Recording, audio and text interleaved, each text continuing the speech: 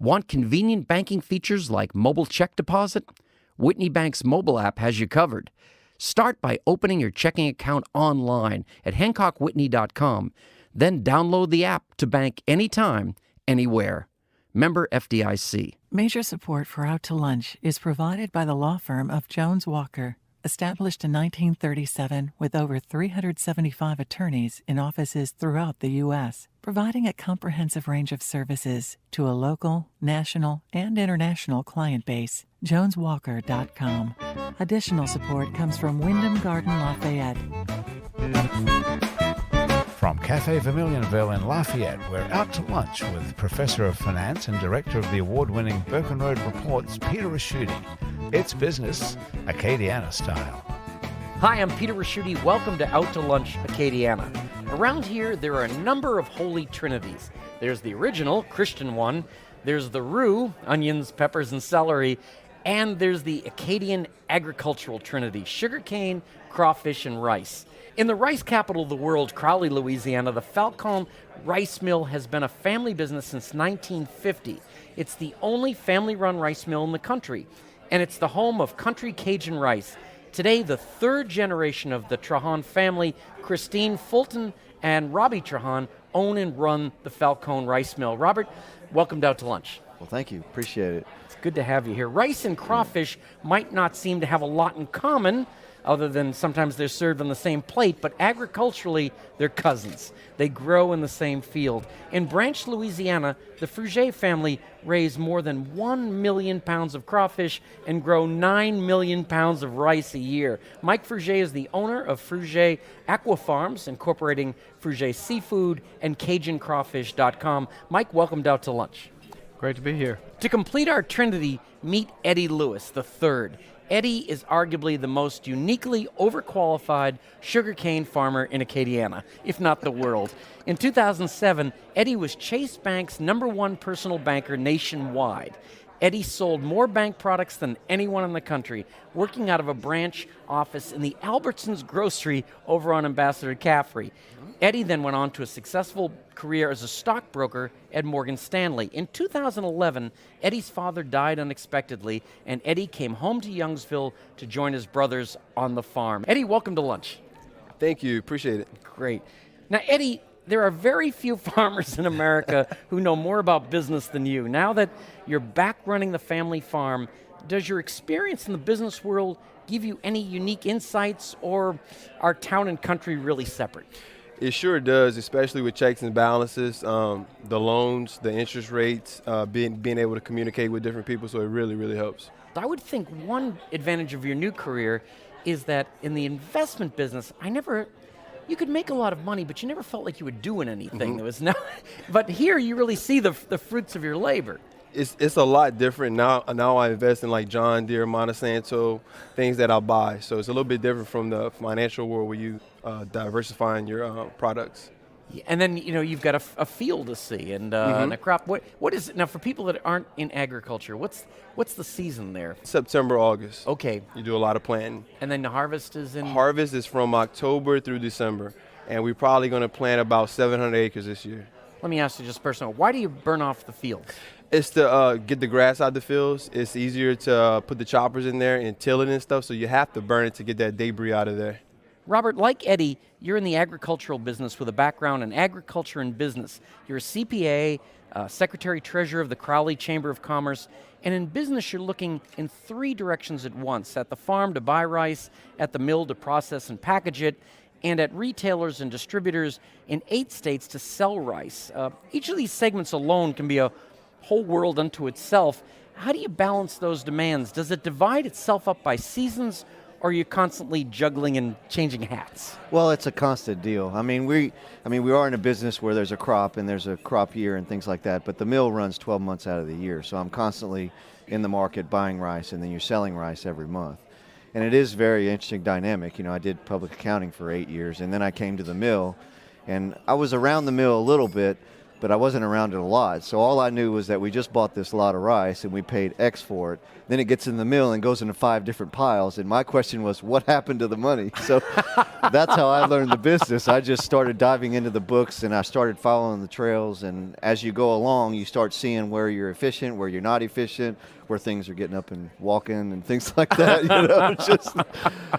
So that's where I dove into the books, and that's kind of how I learned the business. And the selling part is interesting because one day you're on the phone with a farmer, talking about we need the rice, or you're negotiating rice and this and that, and then the next day you're up at corporate headquarters at a big retailer, and that's a total different conversation than the one you had just 15 minutes ago. So, so yeah, it's a fun deal.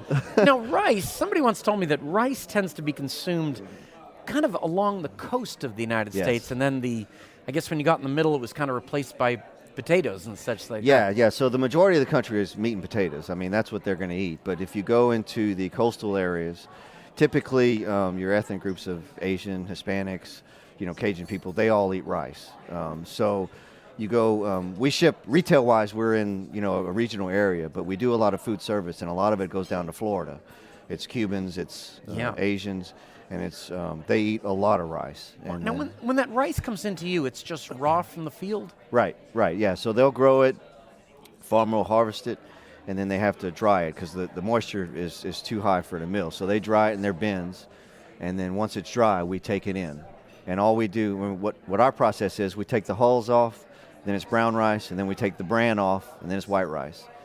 And then you're separating the different sizes.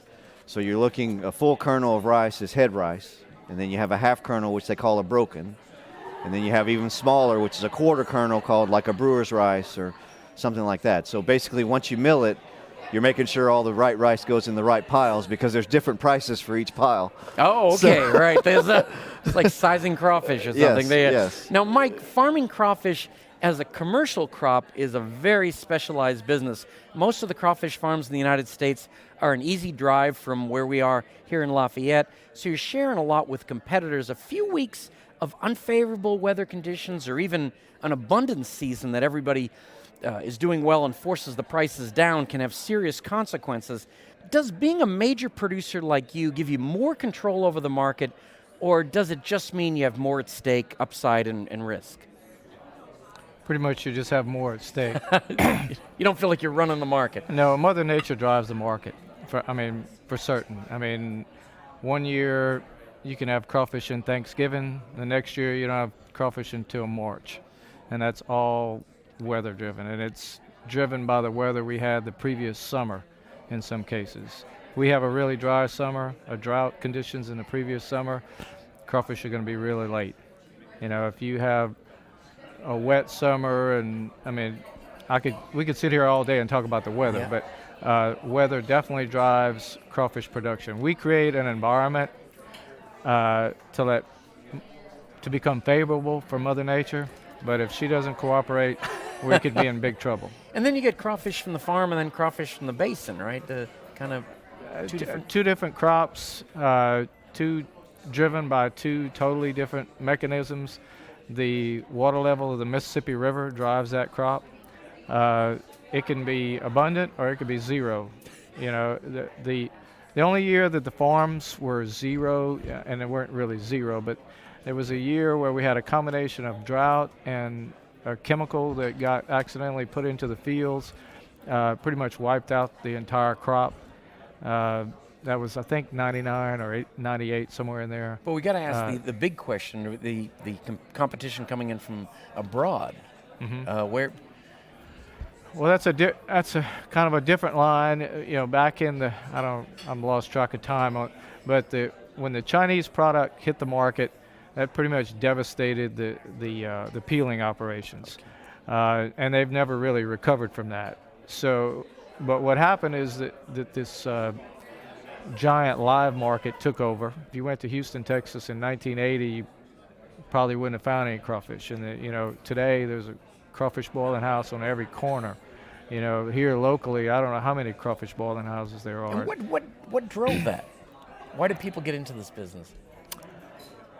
You know, we're talking about the current slump in the oil field. If you go back into the 80s, whenever the oil field crashed, I mean, probably 20% of Lafayette picked up and moved away, and the other half was trying to figure out what we were going to do. My brother and I were in college at the time. That's how we got started. We were both working for minimum wage, and we could, you know, have a crawfish pond on the side and make enough money to pay for our college. And that's how we got started in the business. And neither one of us planned on being crawfish farmers. You know, farming in general in the 80s, if you go back and look at it, not just rice farming, but farming across America, everybody went broke. You know, lots of people went broke, and lots of people got out of the business. And you know, that's a whole other story. But so my dad had gotten out of farming. Our whole family had gotten out of farming. We never intended to be farmers. We went to college so we didn't have to farm, you know.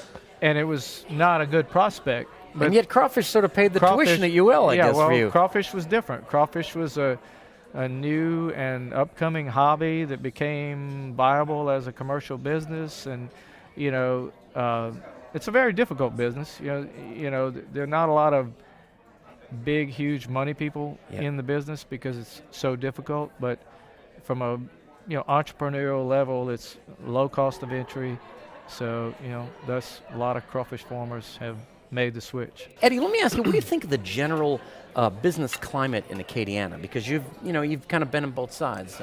The oil sector is definitely down. We're getting a lot of people from the oil field coming to the farms, like welders who are working in the oil field. So it's an influx of employees coming. We have a bigger pool to draw from.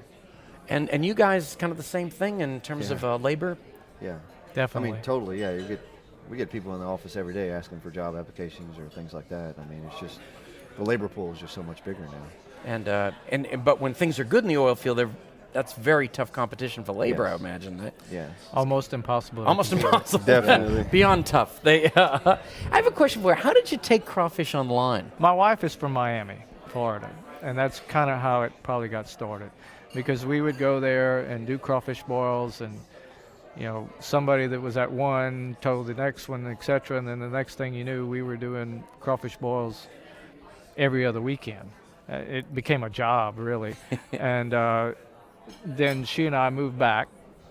We lived there for a couple of years after college, and when my brother and I consciously decided we were going to make this a business, and you know, we just kept shipping crawfish, and you know, that led to shipping to this guy and that guy, and then the internet came along. And a friend of mine who is in e-commerce said, "Hey, you need to have a crawfish website," and we did. And we were the first ones, and you know, just sort of. Is it a big part of your business now? It's a significant part of our business. We are definitely a wholesaler first, you know, to direct to end users, restaurants, and other wholesalers, if you will. But we put a lot of energy behind the website. The website's a great marketing tool for us.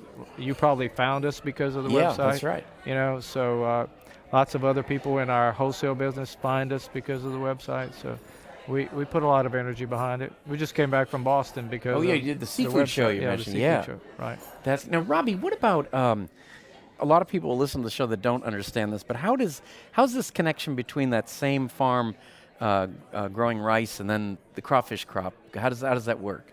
Well, that's a big part of it. I mean, a lot of the reasons we still have a good rice industry is because of the crawfish. You know, when things were bad with rice, crawfish was a pick-me-up for a lot of those guys. So, I mean, I tell people all the time, thank goodness we have a crawfish crop, because it helps everybody, because the rice tends to go up and down, and sometimes it's good and sometimes it's not so good, and it's hard on the millers, it's hard on the farmers. So do you view crawfish as kind of the lagniappe of this part, or? Yeah, I would say that for the most part. Now, Eddie, I got to ask you, when I hear your story, I find it very interesting, because I wouldn't think that being in the Albertsons would be the best possible place to be selling financial products. Maybe good for payers and things like that. How did you do it?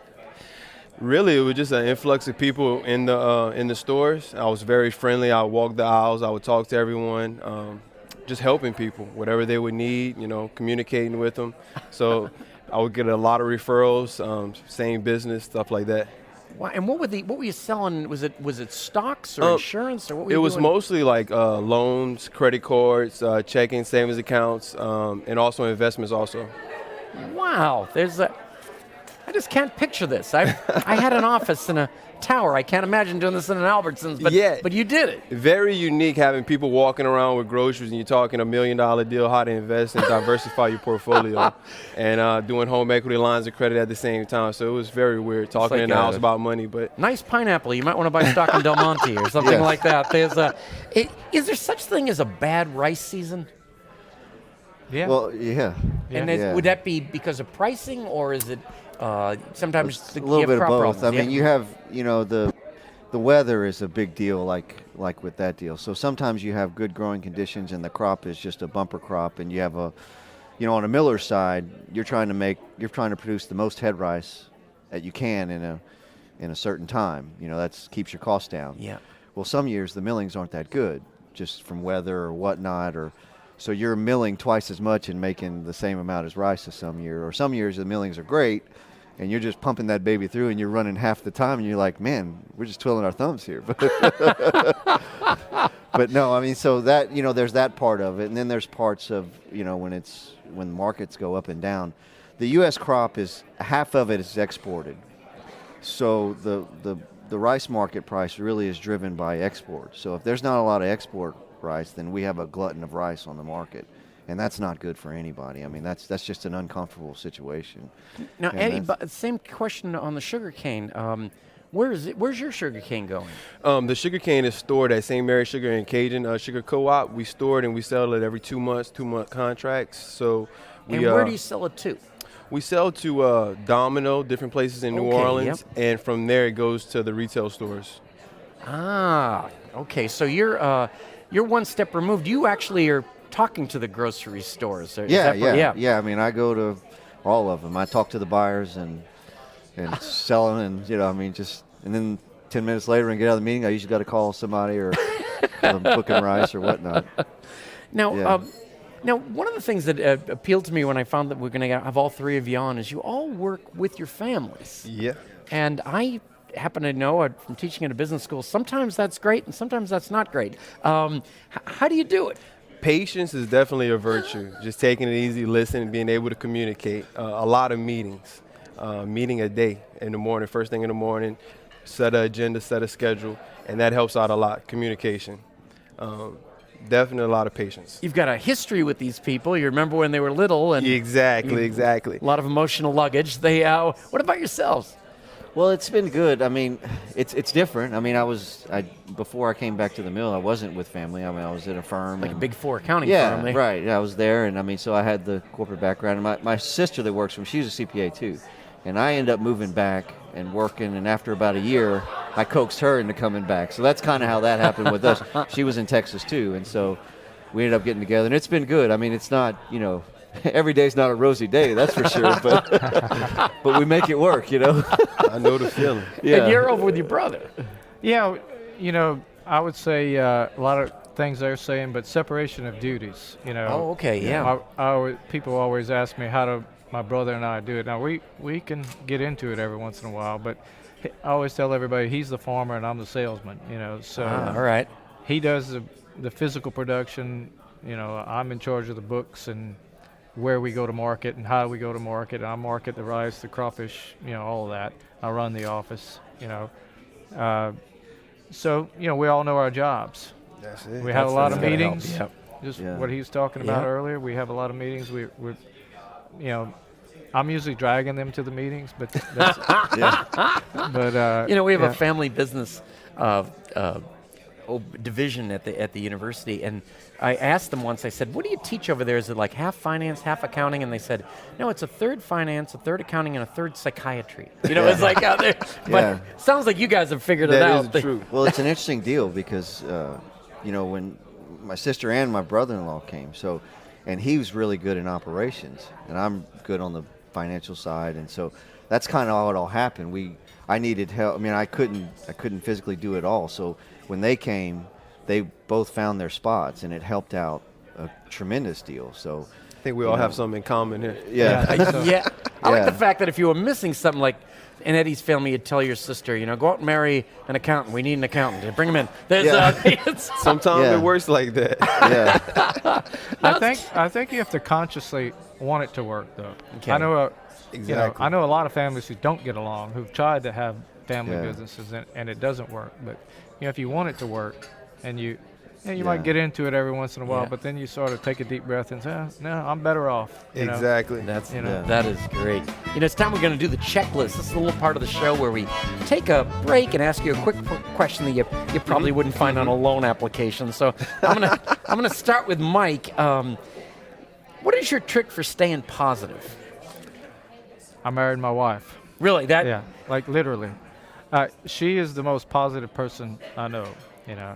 I married her, and then I'm a realist. And every person that I ever interview, I always the first thing I tell them or question I ask is that, have you ever dealt with Mother Nature? And then they usually say no. And I usually tell them, well, look out that window, and let me tell you something, she doesn't care. And you need to know that if you're going to be in our industry, Yeah. because she's going to deal blows to you that you're just not going to be prepared for. And so I'm the realist. I always run our business very conservatively.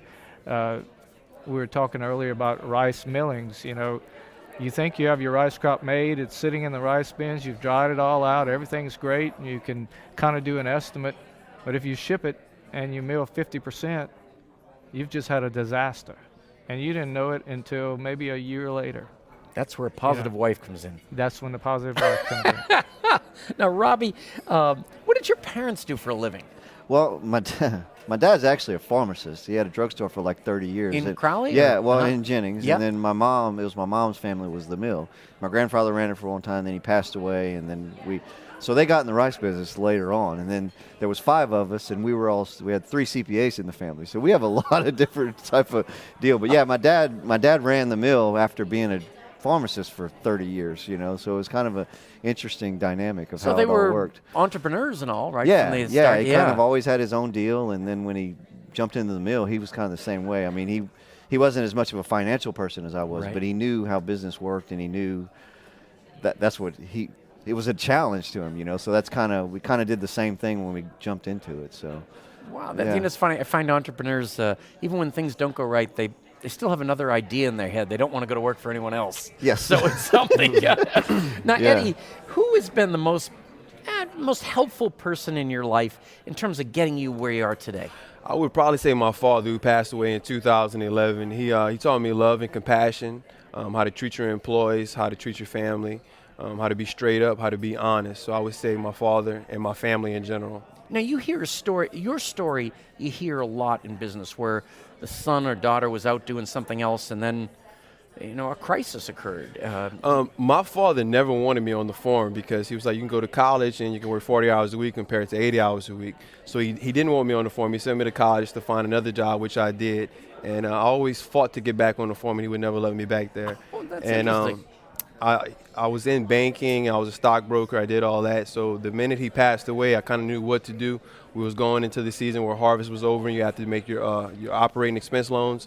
So I just kind of jumped straight in there. So it was almost like a blessing and a curse. He was gone, but I knew what to do. I knew how to make the loans. I knew how to get in there, set the budget, get the employees ready, and rock and roll. That's an interesting point. I mean, same thing happened to me. I mean, my dad never wanted me to come back. I was in public accounting. I was in San Antonio at the time, and I remember talking to my dad. I'm putting on my financial hat. I'm like, Dad, he was 67. I'm like, what are you planning on doing? Well, I'm going to do this, this, and this. And he's like everybody else. He obviously has no plan for what's going to happen when he retires. So I finally told him, I said, Dad, if you want me to move back, I'll move back. And my wife is walking across the den, and she dead stops looking at me going, what are you talking about? I don't remember this meeting. Yeah. So yeah, same thing happened to me. I mean, he didn't want me to come back. He was like, I can't ask you to come back. You got a good career going. And I mean, That was the same thing on my end. yeah. And Mike, is your wife in the business? My wife is in the business. My wife is our commercial artist. She does a lot of the marketing in the sense of our newsletters and logos, and she's a trained commercial artist. She's a graphic artist. got a degree in it. So And to she's show what I been- love about I didn't Acadiana. marry her because of that. But Yeah, that's right. You just But needed she's a been good commercial partner. artist. Yeah.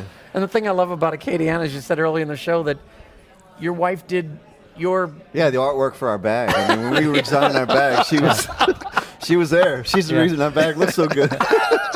That's why this place I mean, works. a few other people, but yeah, she was there. I remember that when coming around. So. Robbie Trahan, Mike Fruge, Eddie Lewis. I couldn't have had lunch with a nicer, more insightful group of people representing the Holy Trinity of Acadiana Agriculture. You've been great. Thank you all for taking the time to coming into town and joining me today on Out to Lunch. Well, thanks for having us. It was a pleasure. My guests on Out to Lunch today have been Robbie Trahan. He's the owner of the Falcon Rice Mill and home of the Cajun Country Rice.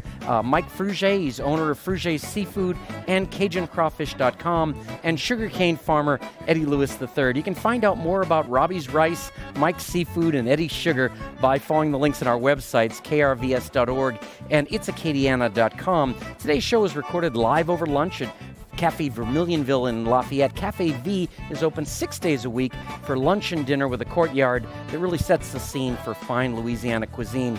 The producer of our show is Grant Morris. Our technical producer is Eric Merle. Chris Kehoe is our researcher today. Our theme song, Encore Monsieur Nice Guy, is written by Mitch Foreman and performed by Mitch Foreman and Andre Michaud. Our Acadiana business consultants are Pete Prados from Innovate Acadiana, Zach Barker from The Opportunity Machine, and Dr. Blake Escaday. If you want to know what we look like, and we really did find three good-looking farmers here. This is, you can find photos from this show on our website and Facebook page. The photos were taken today by Gwen Aucoin. Now, you can get the show as a podcast, you can listen to past shows, and you can keep up with us on all kinds of social media by going to our websites, itsacadiana.com and krvs.org. Support for Out to Lunch, Acadiana, comes from Wyndham Garden Lafayette, located off Pinhook near Calais Saloon. Wyndham Garden Lafayette is pet and family friendly, offering complimentary parking and Wi-Fi. Additional support comes from ABIZ Magazine and AcadianaBusiness.com, the essential information source for business decision makers throughout the One Acadiana region. Out to Lunch is a production of INO Broadcasting for itsacadiana.com and KRVS 88.7 FM. I'm Peter Raschuti. Thanks for joining me. I look forward to meeting you again next week around the table here at Cafe Vermilionville for more business Acadiana style on Out to Lunch. Major support for Out to Lunch is provided by the law firm of Jones Walker, established in 1937 with over 375 attorneys in offices throughout the U.S., providing a comprehensive range of services to a local, national, and international client base. JonesWalker.com. Additional support comes from Wyndham Garden Lafayette. Want convenient banking features like mobile check deposit? Whitney Bank's mobile app has you covered. Start by opening your checking account online at HancockWhitney.com. Then download the app to bank anytime, anywhere. Member FDIC.